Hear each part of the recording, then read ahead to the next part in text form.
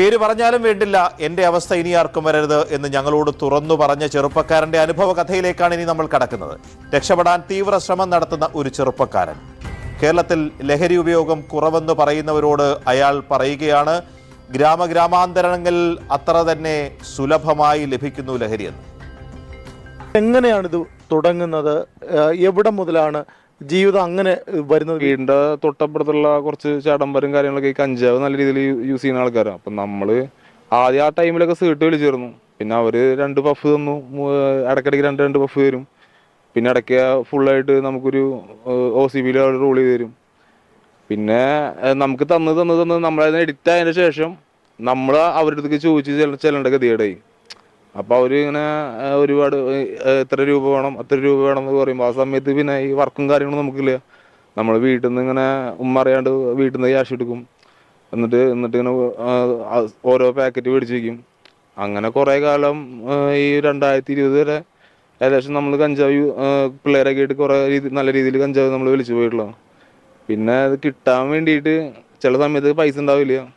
അപ്പോൾ ഇതേപോലെ വീട്ടിൽ നിന്ന് എടുക്കും, അല്ലെങ്കിൽ ആരെങ്കിലും എടുത്ത് ഇങ്ങനെ നുണ പറഞ്ഞാൽ നമ്മൾ കാശ് പിടിക്കും, അല്ലെങ്കിൽ എന്തെങ്കിലും ക്രൈം ചെയ്യും. അങ്ങനെ തൃശ്ശൂർ സിറ്റിയിൽ റൗണ്ടിൽ വെച്ചിട്ട് ഇതേപോലെ ഒരു 2-3 പേരെ അടിച്ചിട്ട് അവരിൽ നിന്ന് പൈസ മേടിച്ചെന്ന് പറഞ്ഞിട്ട് എനിക്ക് ഈസ്റ്റ് സ്റ്റേഷനിൽ കേസ് ഉണ്ടായിരുന്നു. അങ്ങനെയാണെന്നൊക്കെ പറഞ്ഞു. പിന്നെ ജയിലിൽ പോയപ്പോൾ പിന്നെ അവിടുത്തെ കൂട്ടുകെട്ടായി. ഈ സിന്തറ്റിക് ലഹരിയിലേക്ക് എപ്പോഴാണ് മാറുന്നത്? സിന്തറ്റിക് ലഹരി എന്ന് പറഞ്ഞു കഴിഞ്ഞാൽ എൻ്റെ എല്ലാം തുളച്ചിട്ടുള്ള സിന്തറ്റിക്കാണ്. ആദ്യം അടിക്കുമ്പോൾ എനിക്ക് ഭയങ്കര ഹാപ്പിനെസ്സും കാര്യങ്ങളൊക്കെ ആയിരുന്നു എനിക്ക് ഫീൽ ചെയ്തിട്ടുണ്ടായിരുന്നു. എനിക്ക് കിട്ടാത്തൊരു തരം എനർജിക് എന്നൊക്കെയായിരുന്നു ഫീൽ ചെയ്തിട്ടുണ്ടായിരുന്നു.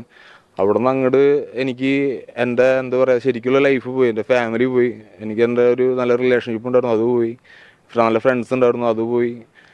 നമ്മളിത് അടിക്കുമ്പോൾ കിട്ടുന്ന എനർജി അല്ല, ഇത് അടിക്കാണ്ട് വരുന്ന അതിൻ്റെ ഒരു ആഫ്റ്റർ ഉണ്ട്. അതായത് ഇത് അടിച്ച് കഴിഞ്ഞതിന് ശേഷം ഒരു ആഫ്റ്റർ ഉണ്ട്. ആഫ്റ്റർ നമുക്ക് പല ചിന്തകളും പല കാര്യങ്ങളും നമുക്ക് തോന്നാം. അതായത് ഇപ്പോൾ ഇത് അടിച്ചുകൊണ്ടിരിക്കുമ്പോൾ സമയത്തല്ല, അത് പിറ്റേ ദിവസം അതേ സമയത്ത് നമുക്ക് അതായിരിക്കില്ല തോന്നാം. നമുക്ക് വേറെ കുറേ ചുറ്റും സംശയങ്ങളാണ്. അതായത് നമുക്കൊരാളെയും വിശ്വാസമില്ലാത്ത രീതിയിലാണ് നമ്മൾ നിൽക്കുക. സ്വന്തം അമ്മേനെ വരെ നമുക്ക് വിശ്വാസം ഉണ്ടാവില്ല, സ്വന്തം പെങ്ങളെ വിശ്വാസം ഉണ്ടാവില്ല, ഫ്രണ്ട്സിനെ വിശ്വാസം ഉണ്ടാവില്ല. എല്ലാവരും നമ്മൾ ചതിക്കുകയാണോ, നമ്മളെ കൊല്ലാൻ വേണ്ടി വരണോ, പല തോന്നലാണ്, പല വിഷ്വലാണ് നമുക്ക് വരാം. എല്ലാം ലഹരികളാണ് ഇവിടെ സുലഭമായി ഇപ്പം കിട്ടുന്നത്. ഇവിടെ കിട്ടാത്ത ഒരു ലഹരിയില്ലേ, കൊക്കയും വരെ ഇവിടെ ലൈവില് ഇപ്പോൾ കൊക്കയും വരെ തൃശ്ശൂർ നല്ല രീതിയിൽ കളിക്കുന്നുണ്ട്. എവിടെയും ഞാൻ വെച്ച് നോക്കുമ്പോൾ തൃശ്ശൂർ സിറ്റി എന്നല്ല, നമ്മളെ ഓരോ ഉൾഗ്രാമങ്ങളിൽ വരെ ഓരോ പിള്ളേർ, അതായത് ഇപ്പോഴത്തെ ജനറേഷൻസിന് ഈ 10ാം ക്ലാസ്സിലും +1ലും പഠിക്കുന്ന പിള്ളേരാണ് മെയിനായിട്ട് സെയിൽ ചെയ്യാറ്. ഉപയോഗിക്കുന്ന ആളുകളെ നമുക്ക് അതാണ് അറിയേണ്ടത്. ഒരു വീട്ടിലുള്ള രക്ഷിതാക്കൾ അവരെങ്ങനെ തിരിച്ചറിയണം, അവരെന്തൊക്കെ മുൻകരുതൽ എടുക്കണം എന്നുള്ളതാണ്. അത് നമ്മുടെ ഈ ഒരു നോട്ട്, ഇങ്ങനെ നല്ല രീതിയിലുള്ള നോട്ട് ജസ്റ്റ് ഒന്നിങ്ങനെ ഇവിടെ നടക്കിലൊരു മടങ്ങി വീണ് കഴിഞ്ഞാൽ ശ്രദ്ധിക്കേണ്ടത് തന്നെയാണ്. ഇത് ഇങ്ങനെ കണ്ട ഇതേപോലെ നിൽക്കുന്ന ഒരു നോട്ട് എങ്ങനെയും വീട്ടിൽ കിട്ടുന്നത് കണ്ടു കഴിഞ്ഞാൽ, ഈ ലൈനിൽ നടുമടങ്ങിയിട്ട് നോട്ട് കണ്ടു കഴിഞ്ഞാൽ അത് ചുളുങ്ങിയിട്ടുള്ളതല്ല, അത് വേറൊരു രീതിയിൽ യൂസ് ചെയ്തിട്ടുള്ളതാണെന്നുള്ളത് നമ്മളെ മാതാപിതാക്കൾ മനസ്സിലാക്കുന്ന ഒരു കാര്യം തന്നെയാണ്.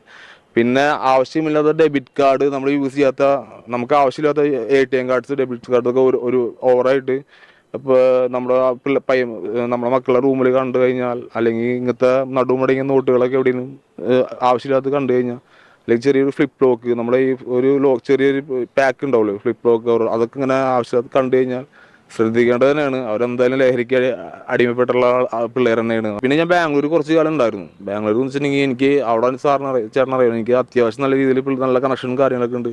അവിടെ നിന്ന് അങ്ങോട്ട് ഞാൻ ആകെ ഒരു 6 മാസം നിന്നത്തോളം ഞാൻ ആകെ കയ്യിൽ നിന്ന് പോയി, എൻ്റെ ശരീരം പോയി. എൻ്റെ പല്ലൊക്കെ ഫ്രണ്ട് ഭാഗത്തുണ്ട്, എനിക്ക് പല്ലൊക്കെ ഫ്രണ്ടിൽ നയിച്ചിട്ട് പൊട്ടി തുടങ്ങിയിട്ടുണ്ട്.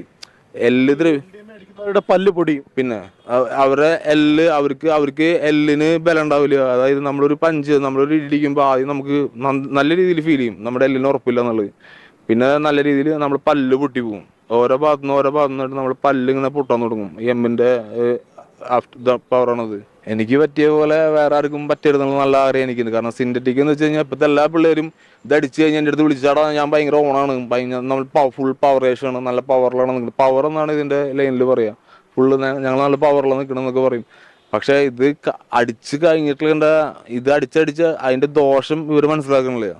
അത് എത്രത്തോളം നമ്മുടെ ശരീരം നശിപ്പിക്കും, നമ്മുടെ ബന്ധങ്ങളെ നശിപ്പിക്കുന്നത്. മെയിനായിട്ട് നശിപ്പിക്കുന്നത് ബന്ധങ്ങളാണ്. അത് കഴിഞ്ഞിട്ട് പോകുന്നത് ശരീരമാണ്. ഇത് രണ്ടും ഇല്ലെങ്കിൽ പിന്നെ ജീവിച്ചിട്ട് കാര്യമുണ്ടോ? ഞാൻ നിൽക്കുന്ന സെക്കൻഡ് സ്റ്റേജിലാണ്. നമ്മൾ എനിക്ക് നിർത്തണമെന്നുണ്ട്, പക്ഷെ ഇത് കിട്ടിക്കഴിഞ്ഞാൽ അടിക്കണമെന്നുണ്ട്. ആ രീതിയിലാണ് ഞാൻ നിൽക്കുന്നത്. എനിക്ക് എപ്പോഴും ശരിക്കും പറഞ്ഞാൽ ഞാൻ ഒരു ഉറച്ച തീരുമാനം എനിക്ക് എടുക്കാൻ പറ്റിയിട്ടില്ല ഇതുവരെ.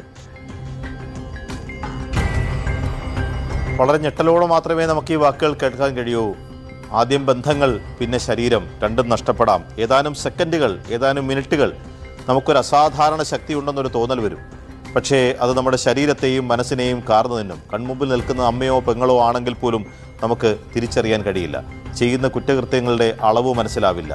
അതാണ് ഒരു മനുഷ്യനെ ലഹരി എങ്ങനെ സ്വാധീനിക്കുന്നു എന്നതിൻ്റെ നേർസാക്ഷ്യം.